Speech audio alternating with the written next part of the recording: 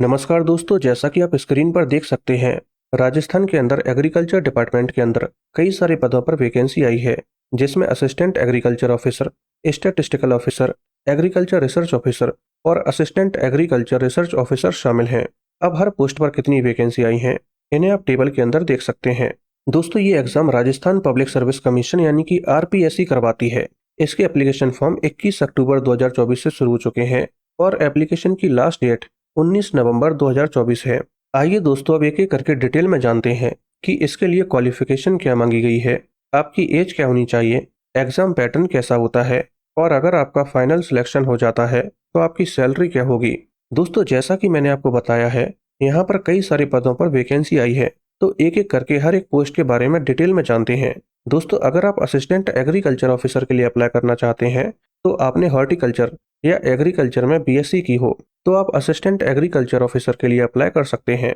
और इसके लिए आपकी एज 1 जनवरी 2025 को 18 से 40 साल के बीच होनी चाहिए। अगर आप स्टैटिस्टिकल ऑफिसर के लिए अप्लाई करना चाहते हैं तो आपने मैथ में सेकंड क्लास पोस्ट ग्रेजुएशन की हो और साथ में स्टैटिस्टिक्स भी आपका एक मेजर सब्जेक्ट हो, या फिर आपने एग्रीकल्चर से सेकंड क्लास एमएससी की हो और साथ में स्टैटिस्टिक्स भी आपका एक मेजर सब्जेक्ट हो, या फिर आपने स्टैटिस्टिक्स से अपनी एमएससी की हो, तो आप इसका एप्लीकेशन फॉर्म भर सकते हैं। इसके लिए आपकी एज लिमिट 1 जनवरी 2025 को 20 से 40 साल के बीच होनी चाहिए। अगर आप एग्रीकल्चर रिसर्च ऑफिसर एग्रोनॉमी के लिए अप्लाई कर रहे हैं तो आपने एग्रीकल्चर से सेकंड क्लास एमएससी कंप्लीट की हो और साथ में एग्रोनॉमी आपका एक मेजर सब्जेक्ट हो, तो आप एग्रीकल्चर रिसर्च ऑफिसर एग्रोनॉमी के लिए अप्लाई कर सकते हैं और इसमें आपकी एज 1 जनवरी 2025 को 20 से 40 साल के बीच होनी चाहिए। अगर आप agriculture research officer plant pathology के लिए अप्लाई कर रहे हैं तो आपने बॉटनी से सेकंड क्लास एमएससी कंप्लीट की हो और प्लांट पैथोलॉजी में आपकी स्पेशलाइजेशन हो, या फिर प्लांट पैथोलॉजी में आपकी सेकंड क्लास एमएससी कंप्लीट हो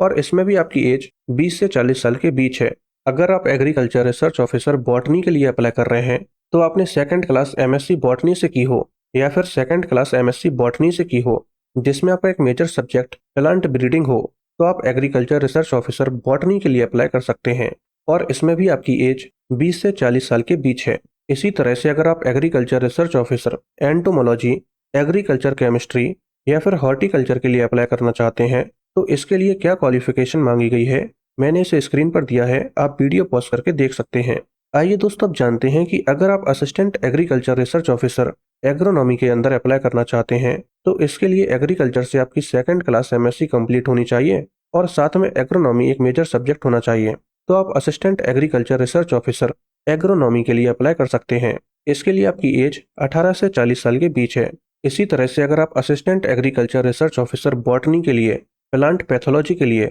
एंटोमोलॉजी के लिए या फिर एग्रीकल्चर केमिस्ट्री के लिए अप्लाई करते हैं तो इसके लिए क्या क्वालिफिकेशन मांगी गई है और आपकी एज क्या होनी चाहिए, इसे मैंने वीडियो में बताया है, आप वीडियो पॉज करके देख सकते हैं। दोस्तों, इन सभी पोस्ट के अंदर जो कैटेगरीज होती हैं यानी कि जनरल, एससी एसटी, ओबीसी और ईडब्ल्यूएस, तो हर एक कैटेगरी में कितनी वैकेंसी आई है इसे भी आप देख सकते हैं। इसके लिए मैंने डिस्क्रिप्शन में इसके पीडीएफ की लिंक दी है, आप क्लिक करके देख सकते हैं। दोस्तों, ये जो हर एक पोस्ट के लिए एज लिमिट है, किसी में 18 से 40 साल है तो किसी में 20 से 40 साल है। इन सब के अलावा आपको एज में रिलैक्सेशन भी दिया जाता है, जैसे कि अगर आप राजस्थान के मूल निवासी होने के साथ लड़के हैं और एससी एसटी ओबीसी या फिर ईडब्ल्यूएस कैटेगरी से बिलोंग करते हैं तो आपको एज में 5 साल एक्स्ट्रा दिए जाएंगे। इसी प्रकार से अगर आप लड़की होने के साथ राजस्थान की मूल निवासी हैं और एससी एसटी ओबीसी या फिर ईडब्ल्यूएस कैटेगरी से बिलोंग करती हैं तो आपको 10 साल एक्स्ट्रा दिए जाएंगे, और अगर आप लड़की हैं और जनरल कैटेगरी से बिलोंग करती हैं तो आपको 5 साल